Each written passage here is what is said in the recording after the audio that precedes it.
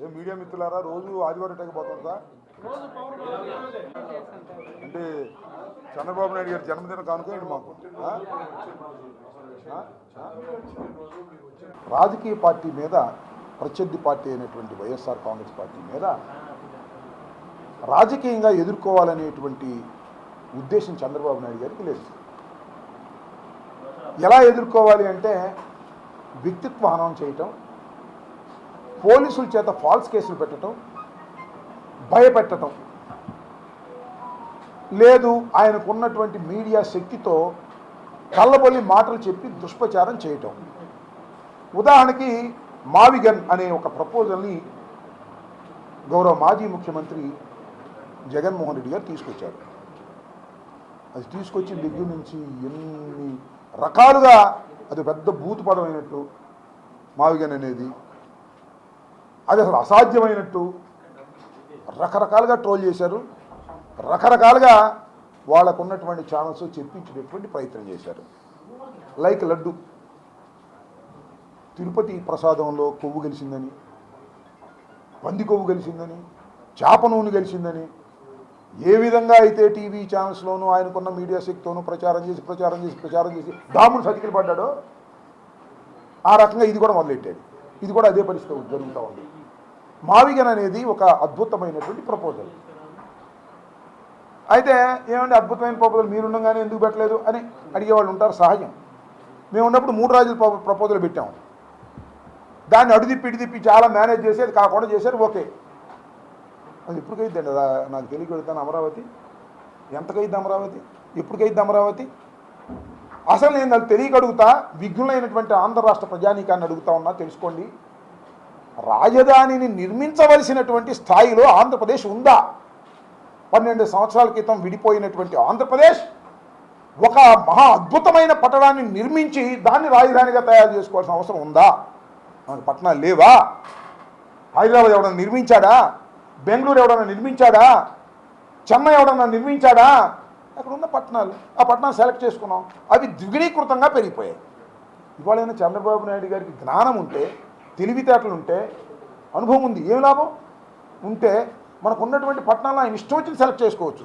ఏది వద్దన్నారో అది సెలెక్ట్ చేశాడు. దేనికోసం? రాష్ట్ర ప్రజల కోసమా? రాష్ట్ర అభివృద్ధి కోసమా? కాదు, అవినీతి కోసం, లక్షలాది కోట్లు కాజేయటం కోసం, కమిషన్ల రూపంలో. అరే మీ దుంపదేగా 14,000 నుంచి 16,000 స్క్వేర్ ఫీటు. ఏ బంగారంతో కలిపెడతారా? ఏమన్నా బంగారపు రజను లేకపోతే వెండి రజను ఇసుక పోతే లేస్తారా? నాకు అర్థం కాలేదు. ఇసుక ఫ్రీ ఏంటిది? ఎక్కడైనా ఉందా? ఎక్కడిది అద్భుతం? నాకు అర్థం కాల. 1 స్క్వేర్ ఫీట్ భవనం కట్టడానికి 16,000 రూపాయల ఎక్కడన్నా ఉందా ఈ భారతదేశంలో? బెంగళూరులో 4,500 ఫినిష్, హైదరాబాద్ 4,500 ఫినిష్. ఇక్కడైతే మన తాడేపల్లిలోను లేకపోతే గుంటూరులో అయితే 2,500, మ్యాక్సిమం 5 స్టార్ ఇస్తే 3,500. ఎక్కడ 16,000 అయ్యా? నాకు అర్థం కాలేదు. ఏం చేద్దాం అనుకుంటున్నారు మీరు? మీకున్నటువంటి దోపిడీదారులకి కాంట్రాక్టర్ రూపంలో దోపిడీదారులు వచ్చి దోచుకుపోతారు. ఆ కిరణ్ ఈనాడు ఆయన దోచుకుపోతాడు, ఈయన ఆంధ్రజ్యోతి ఆయన దోచుకుపోతాడు, TV5 ఆయన దోచుకుపోతాడు.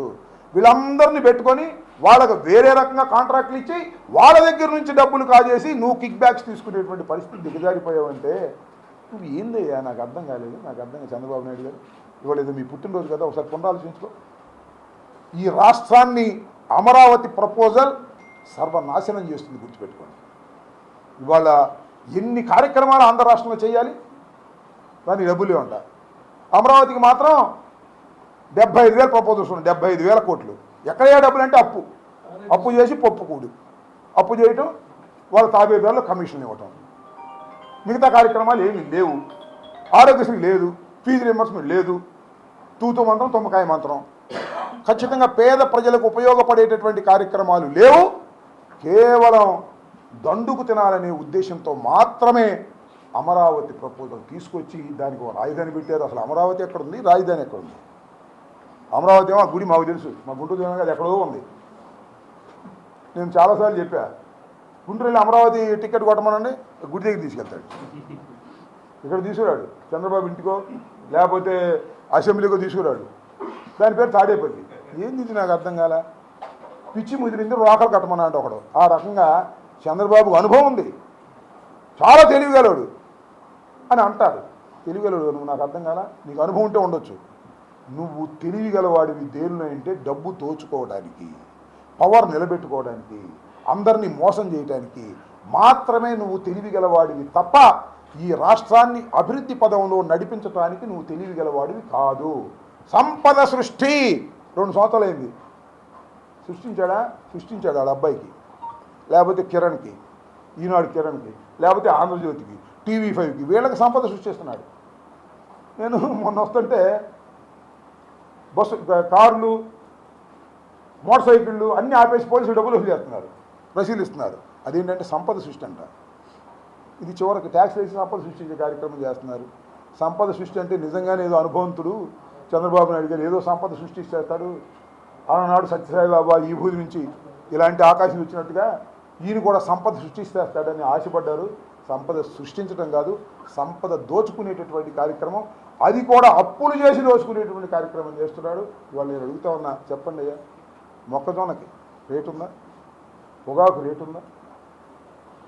దేనికి వ్యవసాయ ఉత్పత్తులకు దేనికి రేటు లేనటువంటి దౌర్భాగ్యమైన పరిస్థితి వాళ్ళ రాష్ట్రంలో వచ్చింది అంటే అది నారా చంద్రబాబు నాయుడు గారి యొక్క విధానాల వల్ల తప్ప మరొకరి వల్ల కాదు అనే విషయాన్ని కూడా ఇక్కడ గమనించాలి. ఈ సందర్భంగా నేను చెప్తాను. ఈ దుర్మార్గమైనటువంటి పద్ధతుల్లో చంద్రబాబు నాయుడు గారు ప్రవర్తిస్తున్నారు. 2 సంవత్సరాలకే కనీ విని ఎరుగని ఒక ప్రజా వ్యతిరేకత ప్రభుత్వం మీద పెరిగింది. అది గుర్తుపెట్టుకోండి. అది సరే, లోకల్ బాడీ ఎలక్షన్స్లో ఏం తెలుస్తుందని చూద్దాం. లోకల్ బాడీ ఎలక్షన్లో జనం ఓట్లు వేస్తే మాత్రం గెలిపి వైఎస్ఆర్సీపీదే. పోలీసులు ఓట్లు వేస్తే నేను చెప్పలేను. డీజీపీలు వచ్చి కూర్చొని ఓట్లు వేసేటట్టున్నారు, ఐజీలు తీసుకొని కూర్చొని ఓట్లు వేసేటట్టున్నారు, ఎస్పీలు వచ్చి ఓట్లు వేసేటట్టున్నారు, పోలీస్ కానిస్టేబుల్తో పెట్టి ఓట్లు వేసేటట్టున్నారు. పులివెందులో చూశారు కదా మీరు, ఒక మండలంలో, పక్క మండలంలో వచ్చి ఓట్లు వేశారు. నేను చెప్తున్నా, పెట్టండి, స్థానిక సంస్థ ఎన్నికలు పెట్టండి, పోలీసులు ఓట్లు వేయకోకుండా ప్రజలు ఓట్లు వేసేటట్టుగా చేయండి. వైఎస్ఆర్ కాంగ్రెస్ పార్టీ అద్భుతమైనటువంటి మెజారిటీతో గెలుస్తుంది. అది మీరు చూస్తారు. పద్ధతి ప్రకారం చేయమని కోరుతాం. రాహుల్ గాంధీకి, చంద్రబాబు నాయుడికి, రేవంత్ రెడ్డికి మాత్రమే తెలుసు. అసలు అది తెలియదు. నైతిక విలువలు ఉన్నాయండి చంద్రబాబు నాయుడికి? నైతిక విలువలు ఉన్నాయి అసలు? అడ్డగోలుగా కాంగ్రెస్ సపోర్ట్ చేశారు, గుర్తుందిగా మీకు. ఇప్పుడు ఎన్డీఏలో ఉన్నాడు. రేవంత్ రెడ్డితో రోజు టెలిఫోన్లో, హాట్లైన్లో మాట్లాడుతుంటాడు. రేవంత్ రెడ్డి చెబితే ఎత్తిపోతల పథకాన్ని క్యాన్సిల్ చేసేస్తాడు. ఏంటిది? ఇదే నైతికత? నాకు అర్థం కాల. మొన్న వెళ్ళారు, మహిళా బిల్లుకి అనుకూలంగా ఓటు వేయడానికి వెళ్ళారు. వ్యతిరేకంగా ఓటు వేసిన ముఖ్యమంత్రి గారి దగ్గర అద్భుతమైన నిర్ణయం తీసుకున్నారు. పూల గుచ్చాలు ఇచ్చారు, ఫోటోలు దిగారు. ఏంది నీ నైతికత? నాకు అర్థం కాలేదు.